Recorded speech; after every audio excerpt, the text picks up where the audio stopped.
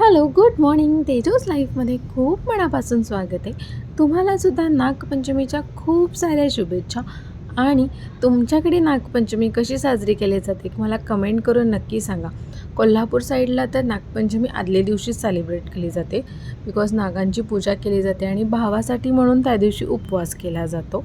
आणि मस्त असं नागांची पूजा केली, देवपूजासुद्धा झाली आणि मग एका साईडला मसाल्याची तयारी करायला घेतली, कारण की आज मी धपाटे करणार होते. सगळ्या पिठांचं मिक्स करायचं, छान तिखट मीठ टाकायचं आणि मस्त होतात. तळूनसुद्धा छान लागतात, भाजूनसुद्धा छान लागतात आणि त्यात कोथिंबीर टाकायची. मी ह्या क्लिपमध्ये विसरले कोथिंबीर टाकायला, पण टाकायची. त्याच्यानंतर असं छान असं ताट तयार केलं आणि त्यांना नागांना दाखवलं नैवेद्य. त्यानंतर संध्याकाळी आम्ही स्वामी समर्थांच्या मठात गेलो होतो. खूप दिवस झालं जायचं होतं.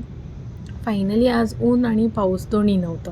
मस्त असं वातावरण होतं, त्यामुळे आम्ही मठात गेलो आणि तिथे छान आरती चालू होती. छान त्यांचं नामस्मरण केलं आणि मग आलो. खूप छान प्रसन्न वाटतं जर तुम्ही मठात गेलात तर. मला सारखं जायला जमत नाही, पण ज्यावेळी जाते तेव्हा खूप मस्त आणि दिवस खूप छान जातो.